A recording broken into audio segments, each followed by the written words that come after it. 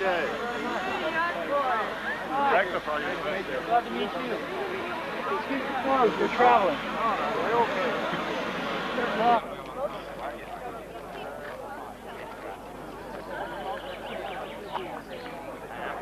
Ja, grunna krokodilen, ej skåda kostlig spis.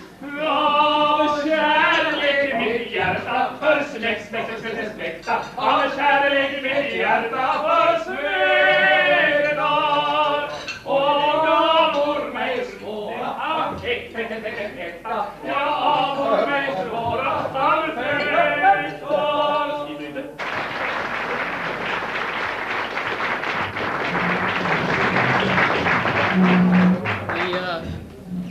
The doors have been locked, and all of you that don't sign up to buy computers will stay here, and we will bring back the singers. I am extraordinarily pleased to be able to be here with you. This is one of my my personal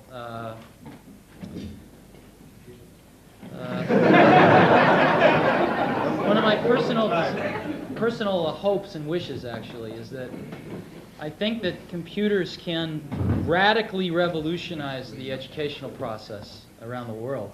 And the average age at Apple, as you know, is about 29 or 30, and we haven't been out of college so long ourselves. At least most of the people at Apple haven't. And it's very, very important to us. And I think that, you know, as you all know better than I, Europe is sort of doesn't exist. It was just a word invented for the convenience of Americans and others. And the fact that you're all here in this room as a step towards cooperating with each other in new ways pleases me very much. It's difficult enough to get cooperation amongst competitive universities in America, and I think that that's great. What are we trying to do here? What are we trying to do? You can have many views of what a computer is. My particular view is that a computer is a new medium. A new medium, one of the media, print, television, radio. And a computer will, in the future, be looked at, I think, more in this way, as a delivery vehicle for software, just like a book is a delivery vehicle for its own kind of software. And whenever we develop a new medium, we generally tend to fall back into our old habits from our old media. As an example, when the television first came of age in America, the first television shows were simply a camera pointed at a radio show. And it took about 20, 30 years for television to really come into its own in the late 1950s. We have this new medium of interactive video because of the Laserdisc, and what is the first thing we do with it? We put movies on it. So again, we tend to fall back into our old habits. In the same way, when the personal computer was invented, we tended to look at it as a smaller version of a big computer. So we put COBOL and Fortran and these bizarre things on it, and looked at it in terms of simple economics rather than the revolutionary nature that it really was. Do you know who Alexander the Great's tutor was for about 14 years? You know, Aristotle. And I read this. I became immensely jealous. And I think I would have enjoyed that a great deal. And through the miracle of the printed page, I can at least read what Aristotle wrote without an intermediary. And maybe if there's a professor, they can add to that, but at least I can go directly to the source material. And that is, of course, the foundation upon which our Western civilization is built. But I can't ask Aristotle a question. I mean, I can, but I won't get an answer. And so my hope is that in our lifetimes, we can make a tool of a new kind, of an interactive kind. And when I look at the personal computer, we're, as you know, living in the wake of the last revolution, which was a new source of free energy. and that was the free energy of petrochemicals, right? And it completely transformed society, and we're products of this petrochemical revolution, which is we're still living in the wake of today. We are now entering another revolution of free energy. A Macintosh, as you know, uses less power than a few of those light bulbs, and yet can save us a few hours a day or give us a whole new experience. And it's free intellectual energy.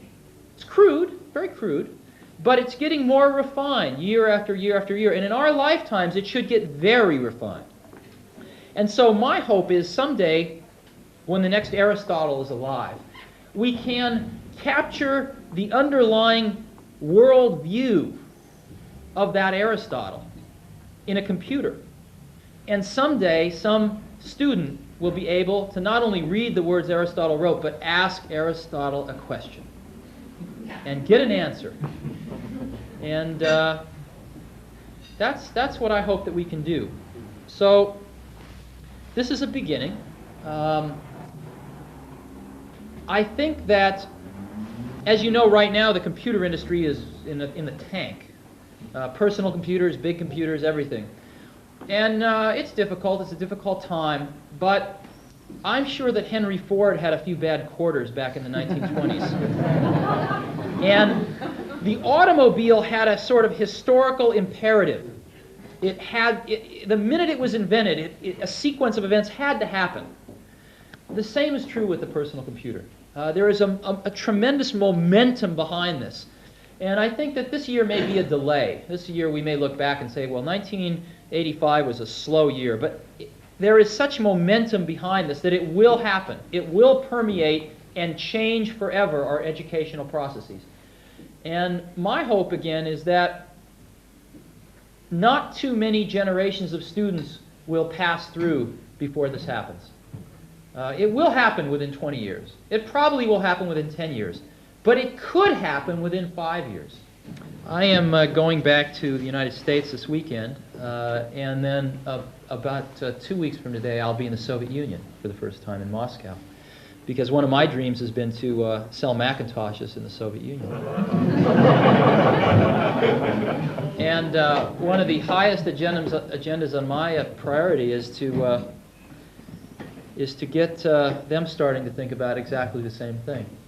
So maybe 6 months or a year and a half from now, we can have some Soviet schools here at our Europe Consortium meeting.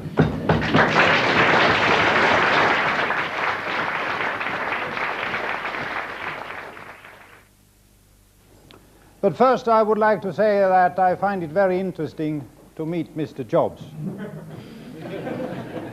Arriving as he was out of the blue.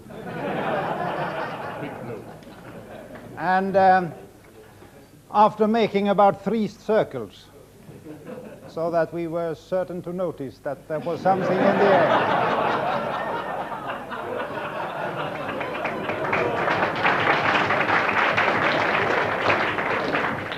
And you can almost hear everybody saying, there is something in the air tonight. Anyhow, I felt somewhat like the Finnish Prime Minister, Mr. Karjalainen, when he spoke a very bad English too. And they had to pep him up heavily with language tuition before he was meeting Mr. Henry Kissinger, arriving from the States. I don't think it was in a helicopter, but it was in a big jumbo plane. Anyhow, they taught Kissinger the essential phrases, and these were welcome, nice weather, and lastly, how are you? And Karjalainen, he learned those words, and he was very happy. Damn it, now he comes. I know the language. And out steps Kissinger, and Karjalainen steps forward to him. And all his teachers are very worried. Will he do it? Can he do it? Can he speak English? And he says, welcome. Oh, well, And then he goes into the second phrase, nice weather, nice weather. And the third phrase, and who are you?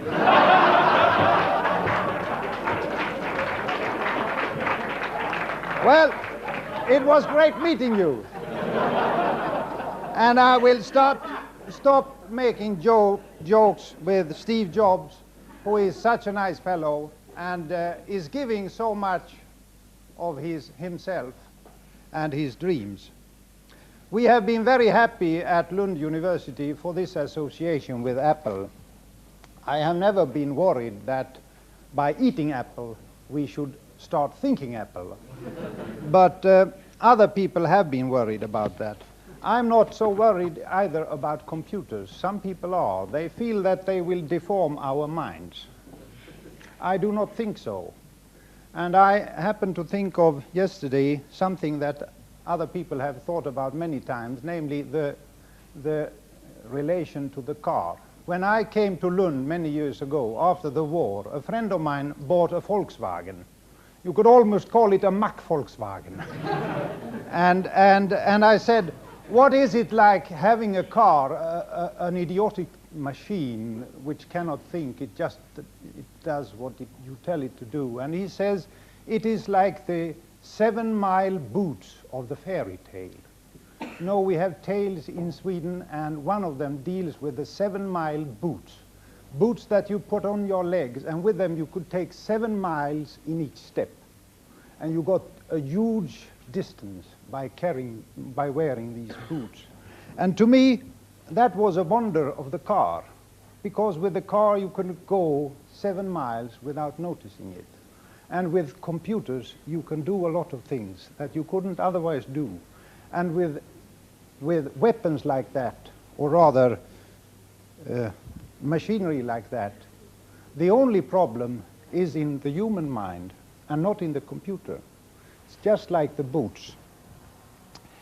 And we are talking here about connecting many brains and many computers in a worldwide network which will hopefully solve all the problems.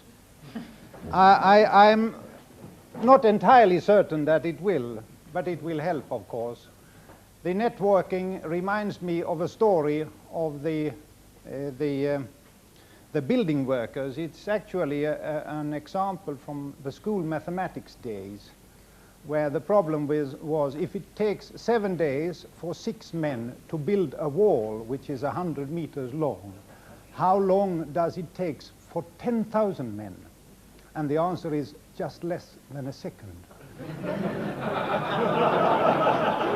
And that is, I'm reminded of that story when people at Apple and other places tell me how we connect all the universities of the world. And then if we have one really big problem, we put it into the bitnet, and out pops the answer, even from Aristotle.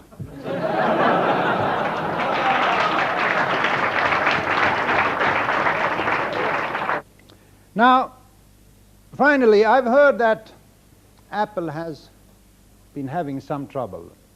And we have always been very generous towards industry. We like to support it. And there are no strings attached. Your integrity will not be broken. And I think you need a fresh supply of silicon oxide.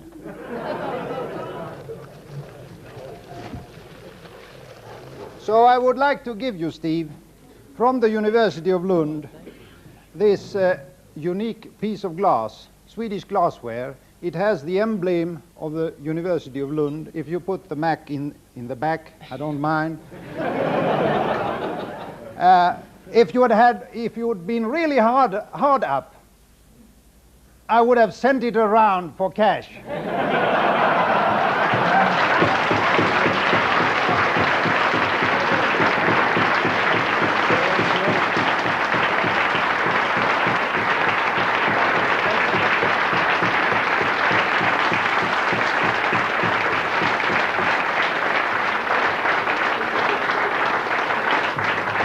And a final word. Give my love to Gorbachev.